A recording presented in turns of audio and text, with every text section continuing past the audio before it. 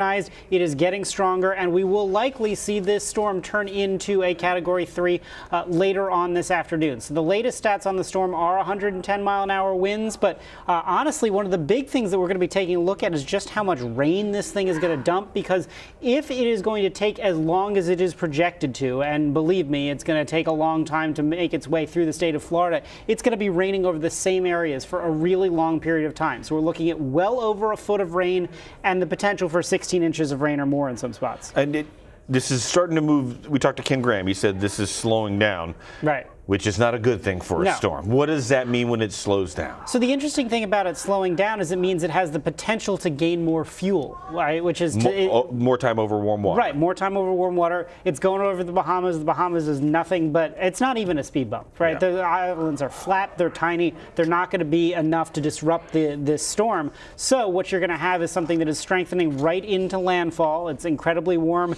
basically, until you get within 5 miles of the state coastline. It's pretty deep too, so all of those things give you the indication it's going to likely continue to get worse and worse. So the one thing that I want people to pay attention to is that landfall timeline is so vague because the speed is so slow. If it may, it's all an angular thing, which is to say if it dips a little further south, it's going to take longer to have that landfall. Maybe that's at 6 a.m. If it cuts a little bit closer, it's a shorter distance. Maybe it's at midnight. It's all those kinds of things that when it's moving at 3 miles an hour, the difference of 10 miles is a difference of 3 hours, which is a serious distance difference as opposed to the normal speed. Right now it's moving at 12 miles an hour. That'd be under an hour. I've covered enough of these things. We usually see them, make landfall on the north side of it. Right. This thing seems to be like it's gonna hook a left at Florida. That is exactly what's going to happen. Yes. What's the significance of hitting here on the map? Because everybody knows the northeast corner of the storm is the most powerful, but it's hitting on the left side. Right.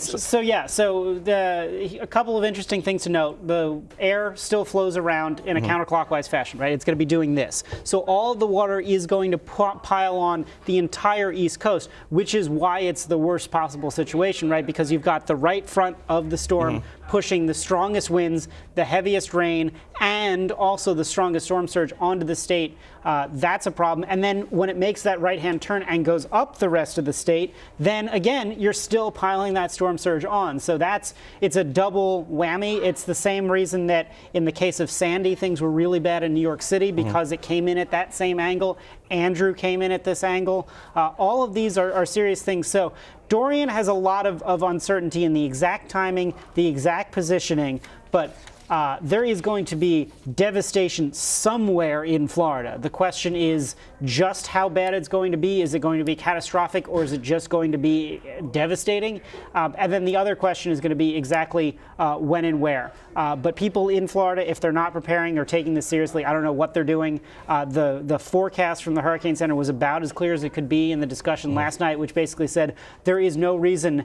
We've gone through all the reasons. There is no reason this thing won't be a Category 4. So there's no silver bullet here that's going to save them from a storm with winds of 140 miles an hour. And it kind of hitting the East Coast, we notice sometimes when hurricanes come in through the Gulf, they're hitting straight land. If part of it is still exposed over the water on the Atlantic, is that still giving it a little bit of fuel? You bet. And that's the other thing. The reason why Andrew was able to cross and Wilma were able to cross was they went straight over the Everglades. The Everglades is ostensibly a body of water on land, right? So that it was allowed to keep its act together even there. But you can see the storm might go over Lake Okeechobee. Lake Okeechobee can be a fuel source. Any bit of it that's still over water can be a fuel source. So it's still a Category 1, a full 30 hours after it's made landfall, and it's barely north of Orlando. Rain. It's just soaking it up right and now. Storm surge all the way up to Jacksonville. All right. David, thank you very much. Sure thing. Now, we also want to remind you that you can stream live coverage of Hurricane Dorian for free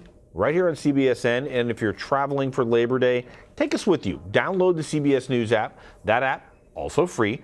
We'll be tracking the storm all weekend long. You can also log on to cbsnews.com/Dorian, Dorian, for more updates. A new report finds James Comey violated FBI policies. The Justice Department's Inspector General condemned the former FBI chief for sharing memos about his private conversations with President Trump. And one of those memos, Comey wrote the president expected loyalty. Comey's firing led to the appointment of a special counsel, Robert Mueller. President Trump weighed in, tweeting, Comey should be ashamed of himself. Now, for more on this, let's bring in CBS News White House correspondent Paula Reed. Paula, you've been following this story very closely. What are some of the biggest takeaways from this?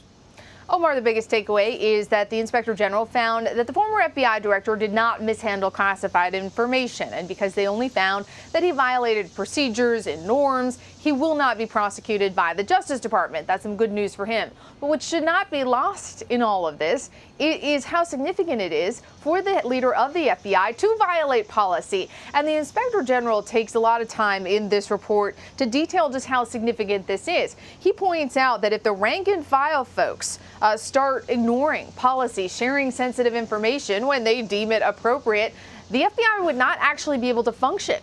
They called Comey out as essentially a hypocrite. They quote him as having told the president in their conversations how important it is that sensitive information not be leaked to the media so that the FBI can go about doing its job properly.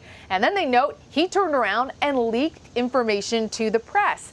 They also note this isn't the first time they've had to investigate Comey's inability to follow policies and procedures. They point to the fact that they had previously investigated him and previously criticized the way he handled the Clinton email investigation. The fact that at the end of that, Omar, as you may remember, he came out and held a press conference, and that's just not how those cases are handled.